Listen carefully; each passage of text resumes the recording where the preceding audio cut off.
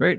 Well, digital asset news. My name is Rob, and today, the story really is there is a recession coming. I think we can all feel it, we can all see it, but the real question is, should we embrace it? And I got to tell you, I think this is a grand opportunity. So we're just going to go over just why I think this is, and just take a look at some past data just to see how well we could actually make out. So let's just jump right in, shall we? So the first thing I want to talk about is take a look at recession factors to actually look at banks, housing, and Fed quantitative tightening. So if we take a look real quick, there's been some rumblings about some banks collapsing perhaps, but these are all rumors. We don't really know. But I got to tell you, some things do concern me when I see stuff like this, where the CEO comes out and says, hey, don't worry, everything's fine. Credit Suisse has strong capital base and liquidity. And this is from the CEO, Ulrich Korner. And he says, look, I know it's not easy to remain focused amid the many stories you've read in the media, in particular, given the many factually inaccurate statements being made. But you have to trust us that our day-to-day stock price performance is a lot different than our strong capital base and liquidity position of the bank. And I got to tell you, when I see these things, it just makes me nervous. I'm like, usually when people come out and say, no, it's okay, there's no problems, we're not insolvent, there's no issues, that's when things are really going downhill. And I think we can see that in our crypto market itself, such as the banks. And you can see numerous stories going on about these. Also, the housing market. There's two things that really will lead us in and take us out of a recession. Usually it's the housing market and the automotive industry. And this was an article just came out 2 days ago. Housing market crash could be worse than 2008. And talks about a different host of new data that comes out. One of those is that, of course, the interest rates are over 6%. Thank you, Jerome Powell. This has to happen. I'm not blaming Jerome Powell from the Fed. I'm just saying this is what it is. July home sales fell nearly 20%, and it looks like rent prices are up 30%. So you got homes crashing, rent pricing going up because people got to live somewhere. Then in July, the U.S. recorded a 10-month supply of new houses. That's the highest level since 2009. So more homes are being built than there are people to actually buy them. And then takes a look at the price-to-income ratios on homes. A new median income price is $438,000 for a house. Average hourly earnings is $27.32. It's pretty good. It puts the PI ratio at 16,035. And in context, this is the highest figure since the Great Recession, when it was 14,923. So let that sink in. And then also, don't forget, the Fed's going to raise prices because they did so much. They kind of let us into what this is.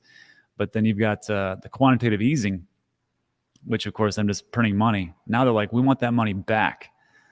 Quantitative tightening. Essentially, their balance sheet is too fat. And this is from Wall Street Silver. Fed has in the last 6 months managed to reduce its balance sheet from 8.96 trillion to 8.8 trillion. Wow, that's 2%. 2%. This is all the different prices that they've bought up, all these different ETFs that they've bought up, and they put on their balance sheet. And Fed now plans to accelerate quantitative tightening just as the markets are getting extremely illiquid. So look, we know these things are happening. We know it's coming. And we need to really embrace it, because we have to accept the things that we can't change and just kind of go into this and go, okay, what do I do? So this really comes down to this. Recession, I think, is going to be good. And just hear me out. And the obstacle really is the way. So this is from Alf. He's got his own macro compass newsletter, pretty good data. He says 100 years of history shows that recessions were always able to bring inflation down to less than 2%. Coincidentally, that's what the Fed is going for, 2% or lower. If you hit demand bad enough, you'll get there. How long does it take to slow CPI from 6 to 10%, which for reference right now, we're around 8.3 as far as CPI numbers to 2%. Using 1948, 69, 90, and 2008 as examples, it takes anywhere between 5 and 30 months. It's about a bit amount of time. And we can take a look here. This guy's done all the hard, heavy lifting for us, so give him a follow. Links in the description. Does inflation come down with a recession? Yeah, it does, because everything gets hit hard. So whatever people determine as a recession, 2 consecutive quarters of GDP reduction, or if there's a unemployment rate as it starts to fall, even though we haven't done so much right now, you can see that in 1923, the number of months for CPI to slow to 2%, it took 6 months, but the peak CPI was only 3.6. In 1926, the CPI number was 4.7. Remember, we were at 9.1 not too long ago. Now we're at 8.3. It took 7 months to come down. 1937, the peak CPI ahead of recession was 5.1. Took 9 months. 1948 took 10 months. 1957, you're looking at 11 months. Then 16 months at 3.7. Then this really awful period of 1969 to 1981. You had all the economic factors that were just pounding us. This is when Volcker came in around 1978, 1979, kind of pushed things out so we didn't hit a depression. But in 1969, you had a peak CPI of 6.2. Again, a lot of factors that were pretty negative. Took 30 months to slow down to 2%. 1974, it was 12.3. 12.3 CPI. Took 24 months. 1981, 14.8. Took 41 months. So I know people are complaining about Jerome Powell and raising rates and how awful it is. I'm telling you, if he doesn't do these things and sticks to what we're supposed to do to get this inflation back down, we're going to see stuff like this. So I'm all for it. The 1990 and so on and so forth. So again, to put this into perspective, CPI numbers in June 2021, we were at 5.4, and then just kind of progressively went up. 7.5, 7.9, 8.5, 8.3, 8.6, 9.1, 8.5. Now we're down to 8.3. Who knows what it'll be? And as a reminder, those numbers come out on October 13th, along with earnings report. As far as the season calendar, that's on October 15th for all the big stock market plays. We'll see where it's coming from. I don't expect that to be very strong.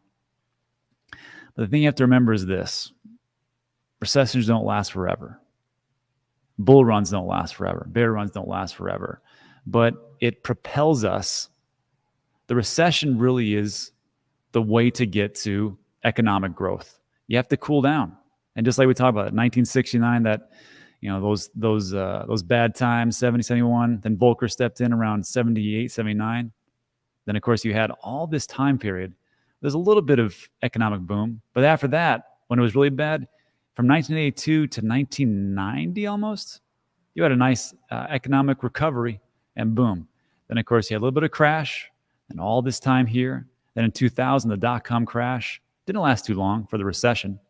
We're like in less than a month or less than a year.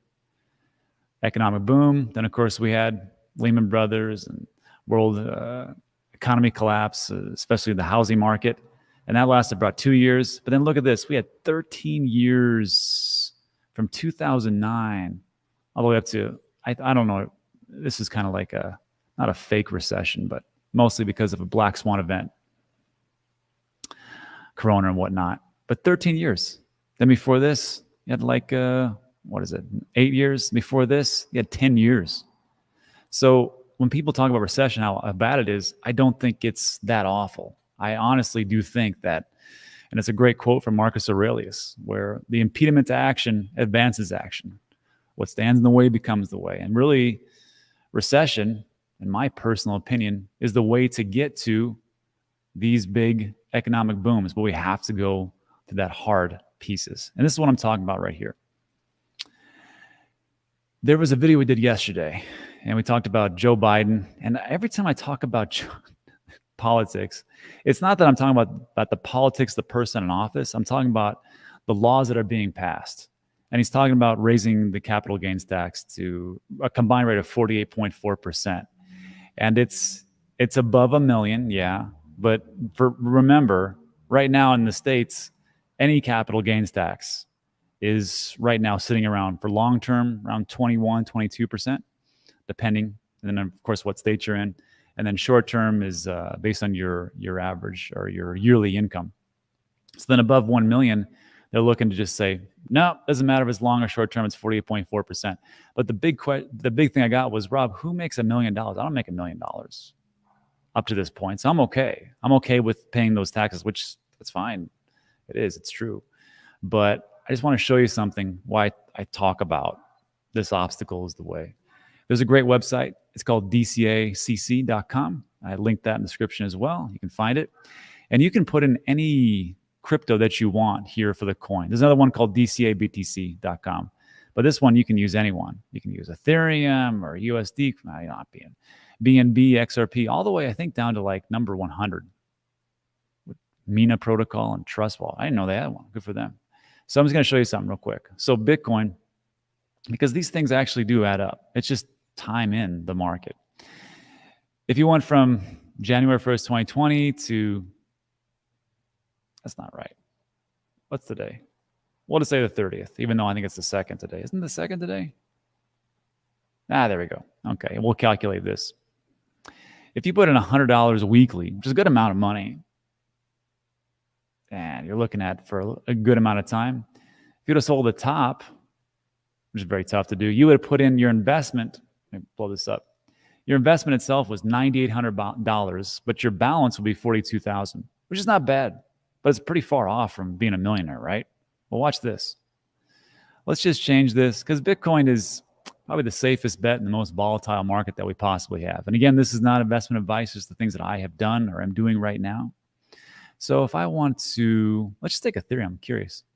If I put Ethereum at $100 weekly, and I started in and this is just 2020. I'm not going to go back to 2015 when it was like nothing, what I'm saying. But if we calculate that, how much would it be?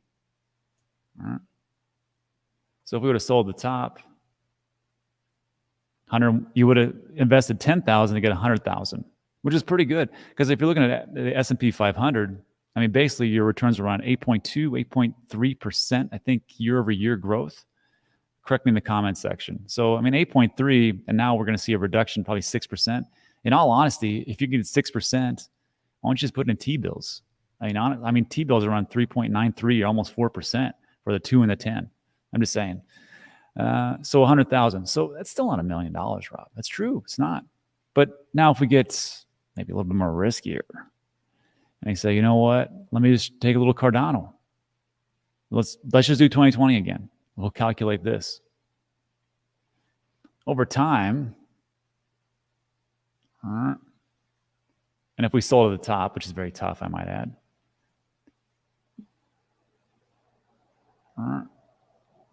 There we go. 235,000, but you invested $8,800. It's not bad. Now let's do something else. Let's do it a little bit riskier, which would be, let's take James's favorite. Let's take Solana. Again, back to 2020. Let's calculate this one. And again, we look over here. In that time, if you had invested $8,300, you would have had 859,307. Now, again, this is a lot of different factors. Selling at the top, which is almost impossible. I know some people say they do it all the time, but I think they're liars. But if you hit 80% of that, I mean, now you're getting to that range that we just talked about, you know, a millionaire. And these are the things that I look at. Now, if we're talking about all these things and we're saying, well, you know, as far as capital gains and things like that, I know it's a tough pill to swallow. The thing I'm trying to get at is this. It's very tough to make a ton of money in a bull market, because if you go up 10, 20%, I mean, that's great. That's nice. But do you see where all the money's made? It's when there's like nothing going on. It's super boring. Nobody wants to invest, and they just get out. But I think that's the wrong time. I think the time for me personally is that I want to get in when everything's going down and everybody's scared and they're panicking. And I'm not saying to put $100 weekly. I'm just saying if you could have put $10 weekly or $20 weekly, you've been a lot farther ahead over time than putting it into a savings account and watching it inflate away. So for me, I look at these times and I'm like, you know what? I welcome these times. I'm hoping for these times. And this will lead me to my last point, which is I think the 4-year cycle, I'm hoping it still goes into play, but it might not. Again, the first cycle, 2012, 2015, we had a Bitcoin halving, then an all-time high, a dip, a reset. 2016, halving, all-time high, dip, reset. We did it again, 2020, 2021, halving, all-time high. Now we're in this dip and a reset. And yes, I know this is the exact same chart over here from 2018.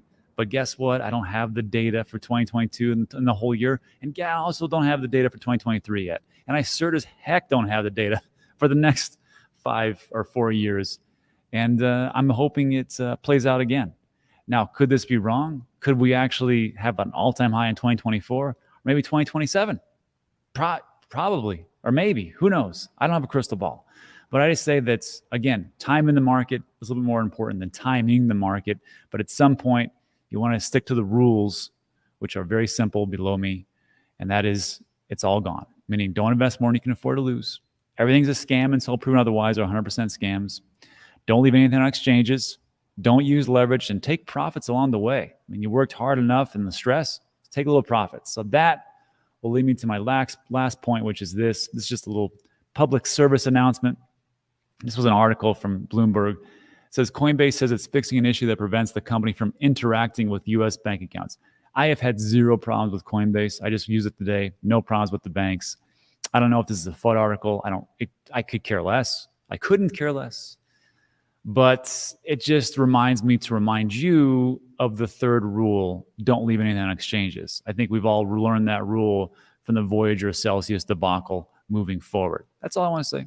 And that's it. So just things to think about. I know right now it seems awful. You know, we hear these awful stories about the recession's coming and the banks are failing and so on and so forth. I tell you again, these are huge opportunities. It's not a very popular opinion that I have.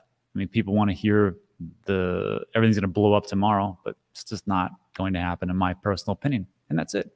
So look, that takes care of today's news. If you like today's video, thumbs up, subscribe, all that good stuff. Now, if you want to stick around, or if you want to go watch football, go watch football. If you want to stick around, I'll answer all your questions to the best of my abilities. We do a Q&A, but that is it for the news. So get out of here. I appreciate it.